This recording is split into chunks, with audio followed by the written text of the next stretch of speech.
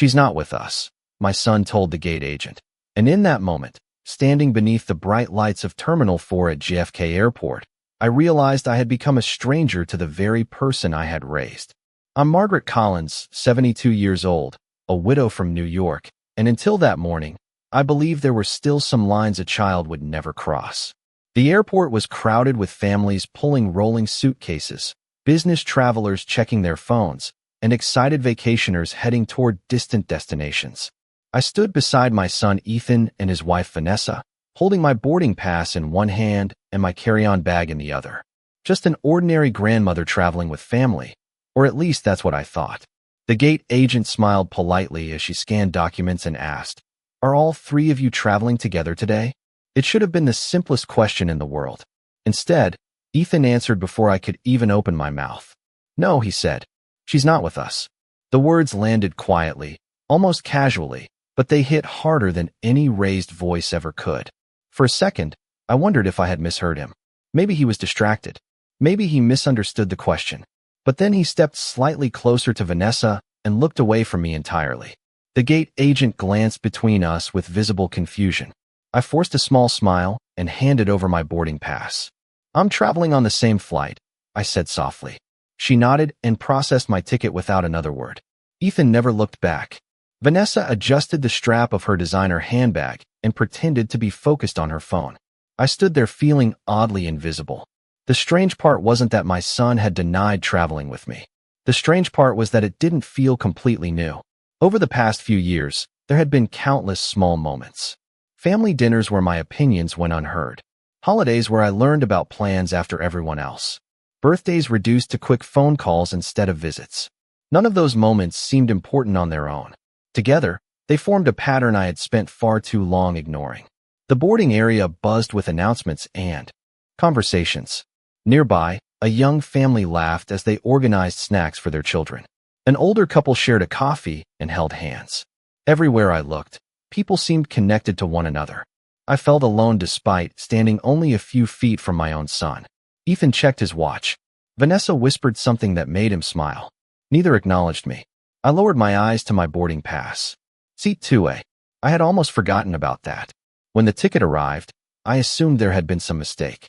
I certainly hadn't paid for a premium seat. I'd even called customer service, but after a brief conversation, they assured me everything was correct. I never thought much about it afterward. A few minutes later, movement near the jet bridge caught my attention.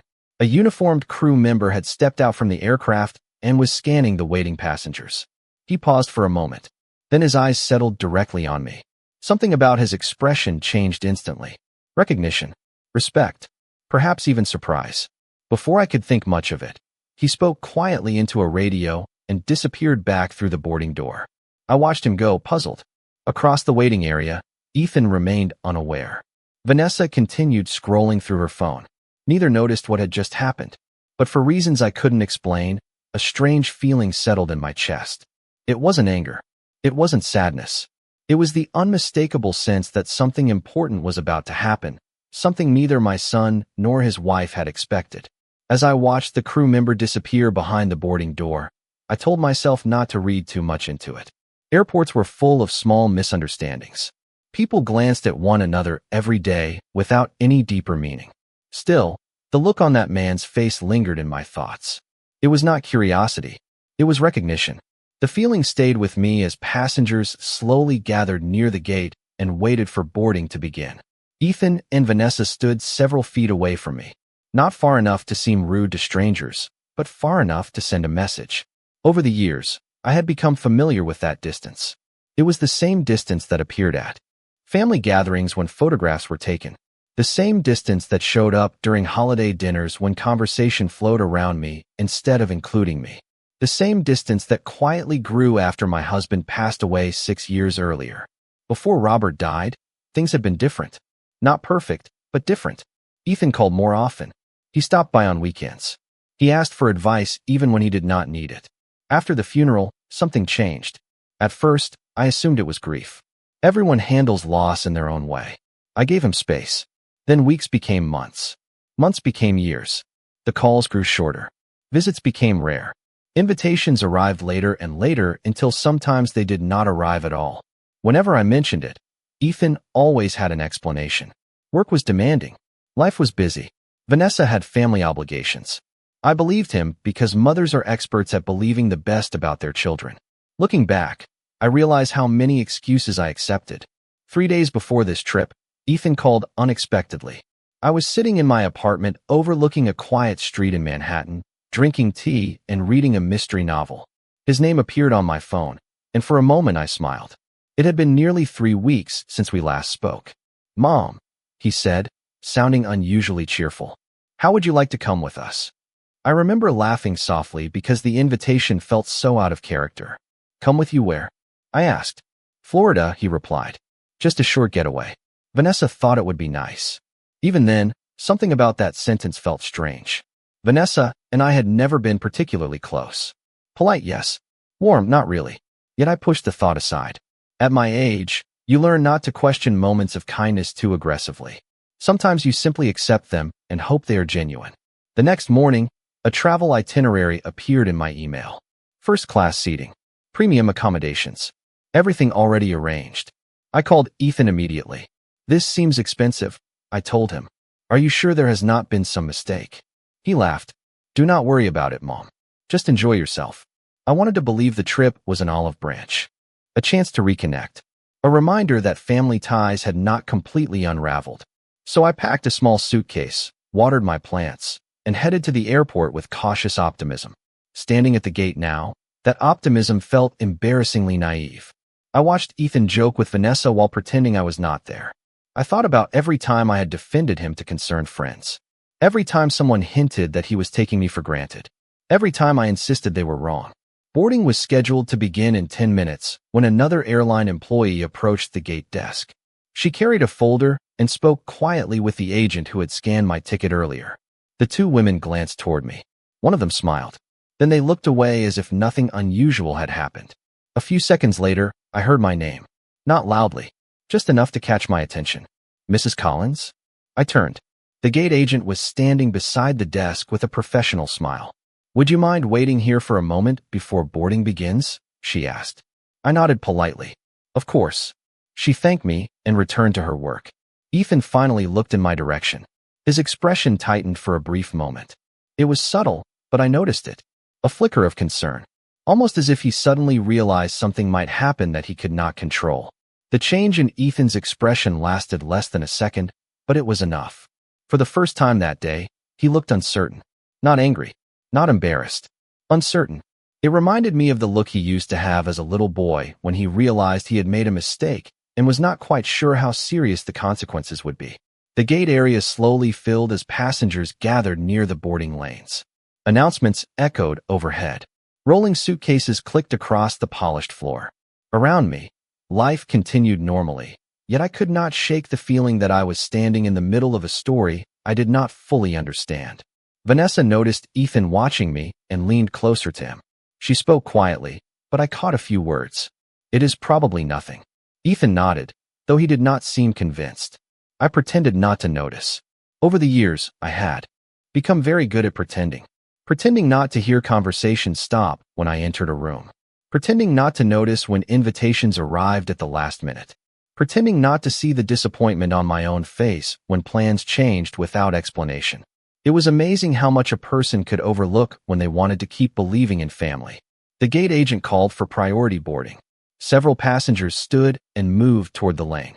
I remained seated exactly where she had asked me to wait. A few moments later, another employee approached me. He wore a navy blazer with the airline logo stitched above the pocket. "Mrs. Collins?" he asked politely. "Yes." He smiled warmly. "Thank you for your patience. Someone from our team would like to greet you before boarding." I blinked in surprise. "Me?" "Yes, ma'am." Before I could ask another question, he excused himself and walked away. Across the room, Ethan had clearly heard the exchange. His shoulders stiffened. Vanessa crossed her arms and looked annoyed. The reaction struck me as odd. Most people would have been curious. They seemed nervous. My thoughts drifted back to the years after Robert's death. There had been many moments when Ethan seemed strangely uncomfortable whenever money was mentioned. Not because he lacked it. Quite the opposite. His consulting business had done well. Very well. Yet whenever anyone praised his success, He always spoke as though he had built everything entirely alone. I never challenged him. Not because I agreed, but because I never cared about recognition. Robert used to tell me that true character revealed itself through gratitude. Watch how people talk about the hands that helped them, he often said. That tells you everything. At the time, I thought he was being philosophical. Now I wondered if he had simply been observant. Another boarding announcement sounded. More passengers entered the jet bridge. The waiting area grew quieter. Then something unexpected happened. A flight attendant emerged from the aircraft and walked directly toward me. She appeared to be in her 40s, professional and composed. Yet her smile carried a warmth that felt personal. "Mrs. Collins," she said, extending her hand. "It is wonderful to see you again." Again. The word caught me off guard. I stared at her for a moment. "I am sorry," I replied honestly. "Have we met?" Her smile widened slightly. "Not personally, but many of us know who you are." Before I could respond, another crew member appeared beside her. Then another. None of them behaved like people greeting an ordinary passenger. They spoke to me with a level of respect that made no sense. I could feel dozens of eyes turning toward us. Ethan had stopped pretending not to watch. Vanessa's expression had completely changed. The confidence she carried earlier was gone, replaced by visible concern. I opened my mouth to ask what was happening, but before the words could leave my lips, a tall man in a captain's uniform stepped through the boarding door and began walking across the gate area. The moment the crew saw him approaching, they straightened slightly. The entire atmosphere shifted. He was not heading toward the boarding lane. He was not heading toward the desk. He was coming directly toward me. The captain moved through the gate area with calm confidence, greeting a few employees along the way, but never taking his eyes off me. Conversations around us softened. Even the gate agents seemed to pause for a moment. I remained seated, unsure whether I should stand or simply wait for whatever was about to happen. When he finally reached me, his face broke into a genuine smile. It was the kind of smile people reserve for someone they respect, not merely recognize. "Mrs. Collins," he said warmly, extending his hand. "It is an honor to finally meet you in person." I rose slowly and shook his hand. "I am afraid you have me at a disadvantage," I replied. "You seem to know who I am, but I do not know who you are." A few nearby passengers chuckled softly. The captain smiled. "That is entirely understandable. My name is Richard Hayes." The name meant nothing to me, but the reaction around us suggested it should have. He seemed pleased by my honesty. "I have wanted to thank you for years," he continued. "Without people like you, many of us would not have careers today." I blinked in confusion. "I think you may have mistaken me for someone else." "No, ma'am," he said gently. "There is absolutely no mistake." Out of the corner of my eye, I noticed Ethan take a step closer. Vanessa followed immediately behind him. Neither looked comfortable. "Mom," Ethan said, forcing a small laugh. "What is all this about?" It was the first time he had addressed me directly in nearly an hour. The captain glanced toward him. His expression remained polite, but something changed in his eyes. It was not hostility. It was awareness. The awareness of someone who had just witnessed more than he was supposed to. "You must be Mrs. Collins' son," he said. Ethan nodded. "Yes." "Then you should be very proud." Ethan managed an awkward smile. "Of course." The captain studied him for a second before looking back at me. "Your husband spoke very highly of you." My heart skipped. Robert. Hearing someone mention his name unexpectedly after all these years always carried a certain weight. "You knew my husband?" I asked quietly. "Not personally," Captain Hayes replied. "But many people in this company know the story."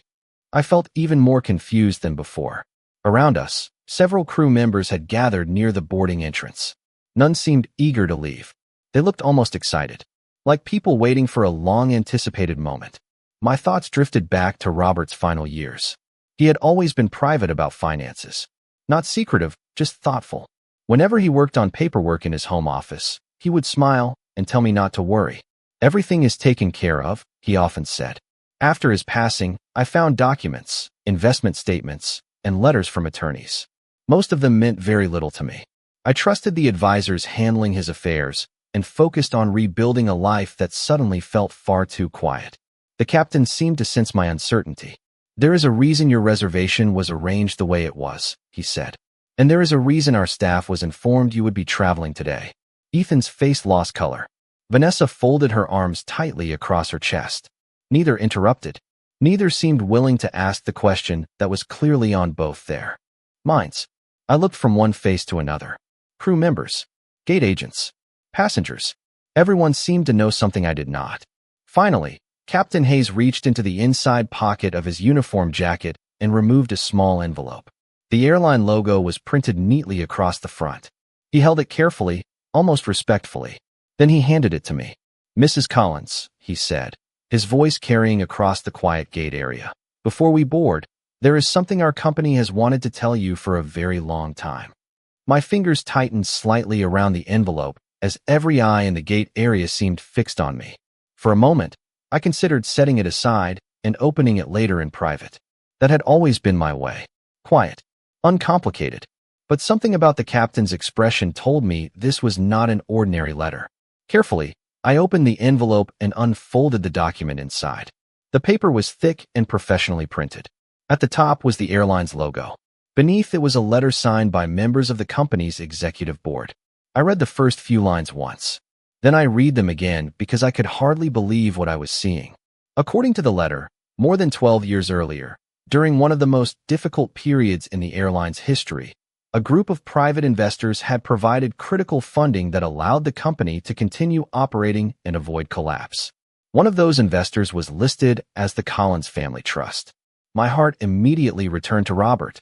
The trust. I remembered the name from documents I had signed years ago. Back then, attorneys and financial advisors handled most of the details. Robert had always managed investments himself. He never cared about public recognition. He believed that if you helped build something worthwhile, the success of the project mattered more than hearing your own name attached to it. As I continued reading, another sentence caught my attention. Following Robert Collins' passing, ownership rights associated with that investment had been transferred to Margaret Collins, sole beneficiary of the trust. I stopped breathing for a second. Me. The investment belonged to me. Not in theory. Not symbolically. Legally. Completely. The captain allowed me time to finish reading before speaking again. "Your husband believed in this company when many others did not," he said. "And after his passing, your trust continued supporting several expansion projects that helped us grow into what we are today." I looked up slowly. I had no idea. Captain Hayes nodded respectfully. "Most people did not. Your husband specifically requested privacy. Our leadership honored that request." Nearby, one of the gate agents smiled warmly. Another crew member quietly nodded. None of them seemed surprised by the information. To them, this story was old history. To me, it felt like discovering a hidden room in my own house. Ethan suddenly cleared his throat. "Mom, you never mentioned any of this." I turned toward him. The statement might have sounded reasonable to anyone else, but I could not help noticing the irony. For years, he had shown little interest in asking questions about my life. Little interest in visiting. Little interest in learning anything that did not directly affect him. "I did not know," I answered truthfully. His face tightened. Vanessa looked as though she wished she could disappear into the crowd. Captain Hayes reached into his jacket again and removed a small presentation box. "There is one more thing," he said. He opened it to reveal a polished silver medallion engraved with the airline's emblem. "Every year we recognize individuals whose contributions helped shape our company. Most recipients attend formal ceremonies. Unfortunately, when your invitation was sent several years ago, we were informed you preferred not to participate." Confusion washed over me. I never received an invitation. The captain exchanged a brief glance with one of the airline executives who had quietly arrived near the gate. Their expressions changed instantly. Not dramatically, just enough to suggest that someone, somewhere, had made assumptions based on incorrect information. Ethan lowered his eyes. Vanessa stared at the floor. Neither spoke. For the first time that day, silence settled heavily between us. And standing there with the letter in one hand and the silver medallion in the other, I began to realize that this story was much larger than a single uncomfortable moment at an airport gate. The silence that followed felt different from the silence earlier at the gate. Before, it had been confusion. Now, it was recognition mixed with discomfort, as if invisible threads connecting everything had just been pulled tight at once. I held the letter carefully in my hands, still trying to absorb the meaning behind the words. A part of me kept expecting someone to step forward and correct it, to say there had been an error, that I was not the person they were describing. But no one did. Captain Hayes remained respectfully still, as though giving me space to understand what had been placed in front of me. Ethan finally spoke again, his voice lower this time. Mom, I had no idea any of this existed. I studied him for a moment. His face looked genuinely unsettled, but there was something else there too. Not guilt exactly. More like realization that the version of my life he had constructed in his mind was incomplete. For years, I had been simply his mother. The woman who sent birthday cards. The woman who asked about his work. The woman who showed up when invited and stayed quiet when not. Never once had he asked what my life looked like outside of him. Vanessa shifted her weight beside him. Her confidence from earlier had completely faded. She glanced at the medallion in my hand and then quickly looked away. This is not what I expected today, she said quietly, almost to herself. I did not respond. Instead, my thoughts drifted backward. I remembered Robert sitting at our small kitchen table in Manhattan years ago, papers spread out in front of him, glasses halfway down his nose. He had looked at me and said, "We are not building this for attention. We are building it for stability, for something that lasts beyond us." At the time, I thought he meant security for our retirement. I never imagined it extended beyond that. A crew member approached and gently gestured toward the boarding lane. "We will begin boarding shortly," she said. Her tone was polite, but there was a noticeable shift in how she looked at me compared to earlier. Ethan stepped closer to me for the first time since we arrived. "Mom, why would Dad never tell me about this?" I turned toward him slowly. "Your father never believed in measuring worth through announcements or recognition," I said calmly. "He believed in doing what needed to be done without turning it into a performance." My words seemed to land heavier than I intended. Ethan looked down at the polished floor. For a brief moment, I saw something in him I had not noticed before. Not anger, not denial, something closer to discomfort with himself. Captain Hayes cleared his throat gently. "If I may," he said, "there is also a matter of communication records regarding your account and participation history with the airline's investment trust." He paused, then continued carefully. "It appears there were multiple correspondences sent over the past decade confirming your involvement in advisory decisions and shareholder updates." I frowned slightly. I never received any of those. He nodded as if he had expected that answer. "We believe there may have been misdirected communication channels or third-party handling errors during estate transition processing." Vanessa finally spoke again, her voice more hesitant now. "So you are saying she has been involved in this company all this time without knowing it?" The captain answered simply, "Yes."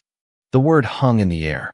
Around us, passengers were still boarding in orderly lines, unaware of the quiet shift happening just a few feet away. But for those of us standing near the gate, everything felt different now. Ethan ran a hand through his hair, a gesture I had seen since he was a teenager whenever he was overwhelmed. "Mom," he said again, softer this time, "I really did not know." I looked at him for a long moment. For the first time since arriving at the airport, I was not thinking about the boarding pass, the seats, or the confusion that had started all of this. I was thinking about how many years had passed where I existed in his life only as a background presence, and how easily that presence had been dismissed when it no longer seemed convenient. The moment Captain Hayes stepped slightly aside, the atmosphere around the boarding gate shifted again, as if everyone was waiting for the next layer of something none of us fully understood yet. The silver medallion was still in my hand, cool and heavy in a way that felt symbolic rather than physical. Ethan stood a few feet away, watching me carefully now, no longer avoiding my presence. Vanessa had stopped pretending to be distracted. Her entire focus was on the unfolding exchange between me and the captain. For the first time since I had arrived at the airport, I felt something other than confusion. I felt the quiet weight of memory. Robert used to tell me that truth rarely arrives all at once. It comes in fragments, each one reshaping the way you understand the last. Captain Hayes gestured politely toward a small seating area, slightly away from the main gate traffic. "Mrs. Collins," he said, "would you be willing to step aside for a moment? There is something I believe you should see in private before we proceed with boarding." I hesitated only briefly before nodding. I followed him a short distance away, the sound of rolling suitcases and boarding announcements fading slightly behind us. Ethan and Vanessa followed after a moment, though they kept a respectful distance. The captain opened a tablet device and tapped a few times.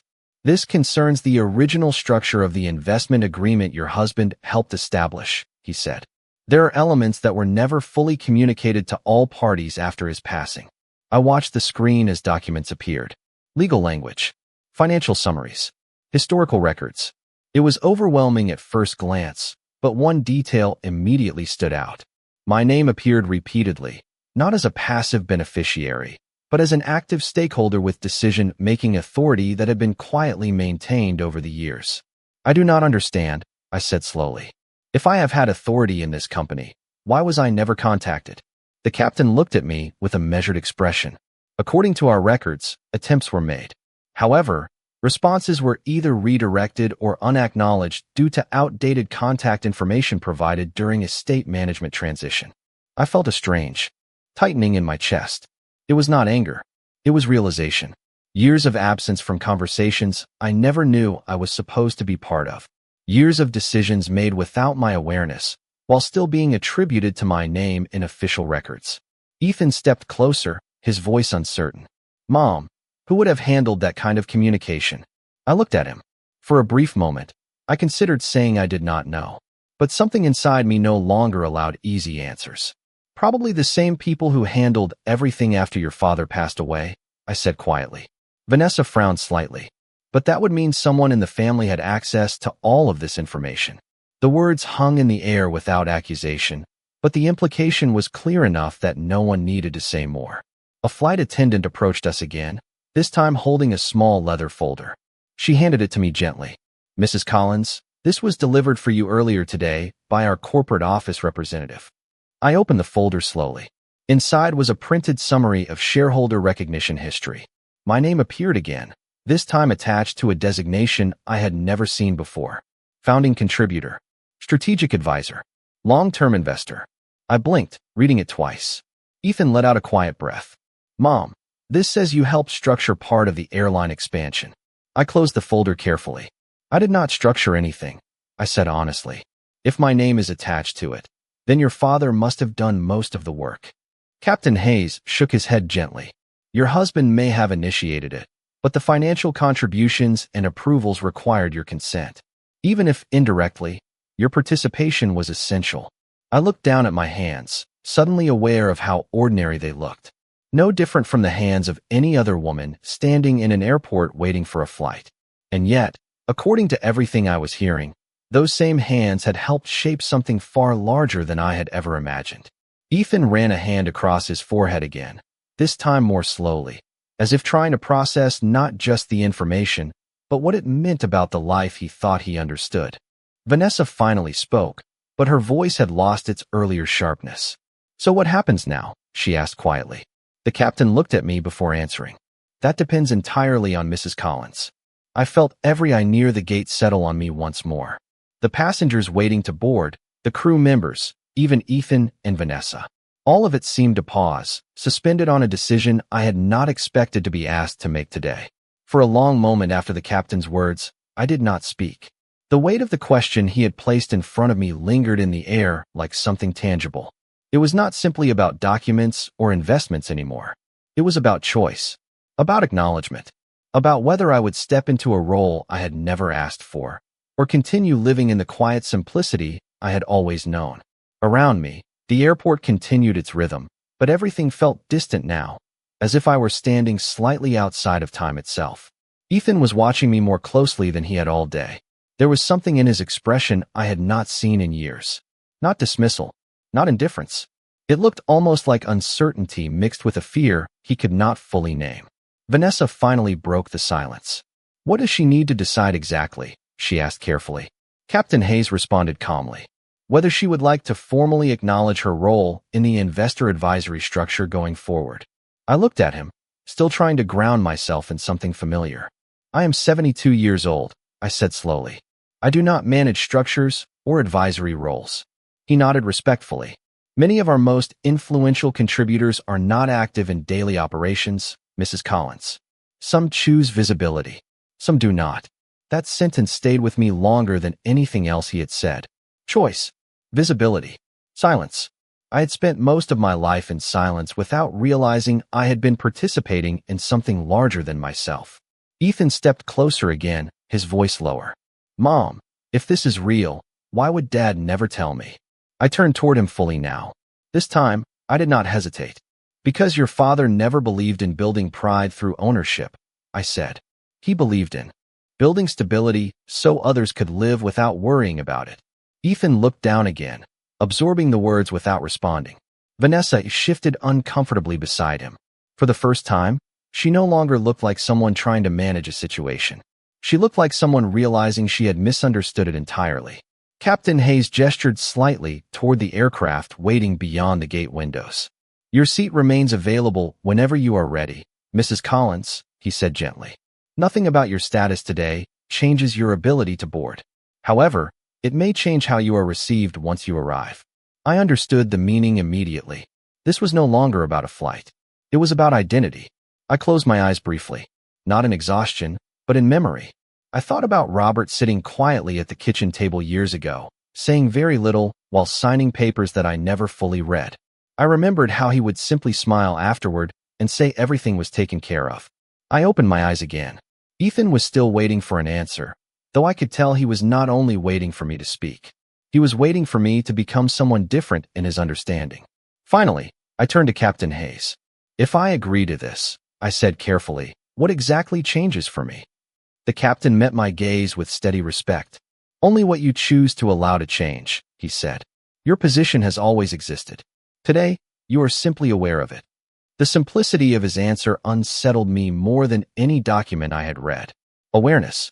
That was all. And yet everything felt different. I looked once more at Ethan. He opened his mouth as if to speak, then stopped. For the first time since I had raised him, he seemed unsure of what version of me he was supposed to respond to. Not just his mother waiting for approval.